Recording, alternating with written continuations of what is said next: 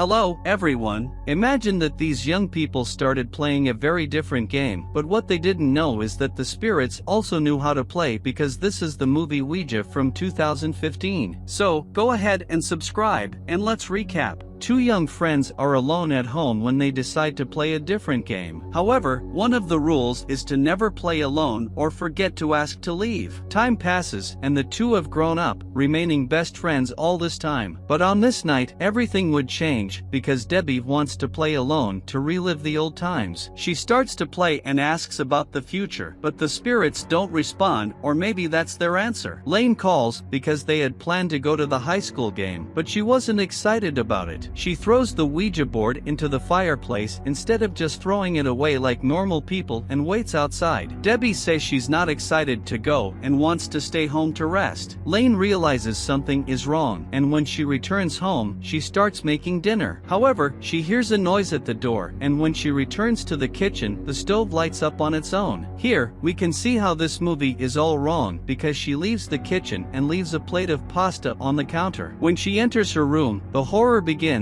because the Ouija board is intact on her bed, and there's a mirror on the board's pointer to see the spirit world. Being curious, she decides to look, and her eye instantly goes blind, and she faints for no apparent reason. The next day, Lane is in a diner with her boyfriend Trevor and Isa, and they are planning a trip to celebrate. Lane receives an urgent message to go home, and when she arrives, everyone is apprehensive. They break the news of what happened to Debbie, and she can't believe it because they were talking just the day before. The next day, it's already the funeral, and in American movies, there's always an open bar after someone's death, and everyone goes to her house. Debbie's boyfriend, Pete, shows up at the house, deeply affected by everything. Lane goes upstairs to check the room because she still can't believe what happened, and everything is just as she saw it last time. Something moves in the closet door, but when she goes to look, Debbie's mother appears, saying she was like a daughter to her and gives Lane some items to remember Debbie by. This is how you end up bringing a spirit into your home. Back at home, Lane starts to rewatch their videos and becomes very emotional. She hears someone walking around the house late at night, and her sister is getting ready to go to a party. Lane wants to act like the older sister, but no one respects her, and the next day, their father is leaving for another city for work, so they would be alone, and they didn't have a mother because this time she went out to buy cigarettes. Lane goes with Trevor to Debbie's house to pick up some items her mother left. She asks him to check the pool cover, but he's so clueless that he doesn't even fold his shirt properly, and he ends up all wet. Meanwhile, Lane is looking at the house in disbelief, and she starts hearing a strange sound coming from her room, but it's just the light flickering. Inside the closet, she finds the Ouija board, and Trevor shows up, asking what's going on. She tells him that when they were young, they used to play with it, and suddenly, she starts feeling as if Debbie is still among them. When she gets to school, she asks Pete if he noticed anything strange in the past few days, and he mentions that she was becoming more isolated. Lane admits that she noticed it too, and later, she meets with her friends because they want to try to contact Debbie to find out what happened that day. She goes back home, and it's almost time to visit Debbie's house, but she notices a strange car outside. It turns out her sister, Sarah, was waiting for someone, and she tells the person to leave because today is a day for mischief but of a different kind. Then they all head to Debbie's house, and Pete mysteriously shows up because he had a key and heard them entering. So now everyone is together and ready to start the game. Lane explains the rules, stating that they can't play in a cemetery, never play alone, and never forget to say goodbye. However, it seems like there might be an unspoken fourth rule, which is never to play because it might go wrong. They begin with some basic questions like whether Debbie is present, and the board responds with a yes. This startles everyone, making them think it's a tasteless prank. Lane says she wants to say goodbye, and suddenly, the lights in the house go out. They start checking the house to see if the circuit breaker tripped, and Pete notices a strange reflection in the mirror, and someone pushes him. They all get scared and want to leave the house before things get worse, and you can't help but wonder who's going to pay for that mirror. When they return home, Trevor suggests playing around to relax, but Lane isn't in the mood. Instead of going to sleep, she takes the Ouija board and wants to play alone. Lane comes home the next day, and her very religious grandmother sees the Ouija board. She tells tells Lane not to seek answers from the dead because that will never be the solution. Later, Trevor is on his way home on his bike and wants to take a shortcut through a sinister alley. He starts feeling a strange presence, and a message appears on the wall saying hello, making him increasingly frightened. The same happens to Isa and Pete because none of them finished the game properly by saying goodbye. And here begins the saga of hiding from the unseen. And I'll tell you the only two things you should never do in life: never play Ouija, and never forget to like the video and subscribe if you're new to the channel. Otherwise, you might make a fatal choice. Lane starts researching the board's origins and how it moves. Someone explains that spirits can manipulate the board's magnetic properties. Suddenly, she hears a sound and thinks it's her sister going out late at night, but her sister is fine this time. The front door simply opens and then closes, leaving both of them panicked, thinking someone is in the house. They hide in a closet, and luckily, there's no one there, but on the computer, there's a message saying hello. The next day, they start sharing everything that's been happening, and everyone realizes that this is not normal. They need to finish the game before things get worse, because they've opened a door to the other side. Everyone gathers in the dark at Lane's house, and when they ask if Debbie is present, a chair moves. However, when they inquire if it's Debbie who's moving it, the spirit responds that it's a different one. They are scared, and Lane asks if Debbie is there, peering through the board's glass, only to see that Debbie's mouth is sewn shut, as something is preventing her from speaking. The message warns them to run because she is coming, but instead of running, they want to know who's coming, and everything starts to shake, making their situation go from bad to worse. Days pass, and everyone tries to forget what happened that night, but once again, they forgot to say goodbye to the game. The doors to the spirit world were still open. Lane watches a video of Debbie playing in the attic hidden within her closet, hoping to find a clue. Meanwhile, Isa is at home, getting ready for bed. When she starts flossing, her mouth is sewn shut, and she begins to float before crashing face first into the sink. The next day, the principal calls Lane for a conversation because Isa was found dead in the bathroom, and things were getting strange. He suggests that in moments like these, it's best to seek therapy, but little does he know that they need an exorcist. Lane calls Pete to go to the house to find something because she knew there was a clue in that attic. While searching, they find various boxes from the previous residence, a woman, and her two daughters. Everything seems fine until Lane starts seeing some strange dolls, and inside the box, there are photos of a seemingly perfect family. However, further research reveals that the mother mistreated her two daughters, and the younger one passed away. The older sister was taken to a special hospital for all she went through. They visit the hospital, and the elderly lady is still alive. When Lane mentions finding photos of them, she becomes happy. However, she says she saw a young woman with her mouth sewn shut and explains that the mother used to do that to keep them in line, and it seems that she meant it quite literally. The old lady explains that their mother was very cruel and did terrible things to them. She finally put an end to it when her sister died, but she was institutionalized and has been there ever since. Now that they played this game, they've opened a door to the other side and need to close it before their mother's spirit gains too much strength in this world. They return to Debbie's house, and in the basement, they find a secret passage. They start getting attacked by various spirits and find a body with its mouth sewn shut. They free the body, but on their way out, Pete gets caught and turns into a puppet, indicating that something is wrong. Lane goes back to the hospital and tells the old lady it didn't work. The old lady starts laughing because her sister is now free. The plot twist is that the two sisters were actually very malevolent, and their mother was trying to protect others from their evil. Lane doesn't know what to do and goes to talk to her grandmother, who says that there are 2 points of connection in this world, the board and the body. They need to destroy both. Lane, Trevor, and Sarah go alone to the house at night, even though you wonder why no one waits until morning. Trevor is circling the house when he's thrown into the pool and turned into a puppet. Now, the two sisters need to finish everything as quickly as possible. Sarah gets caught, and Lane starts talking to the board to put an end to it. The spirit appears agitated, and Lane is almost overcome. However, Debbie appears to protect her, and Lane burns the board and the body. Now, everything seems fine, but there's a sense of unease when she gets home and wants to look through the suspicious hole. And that's the Ouija movie. If you were smart enough to make it this far, leave a like and a comment because your feedback is essential.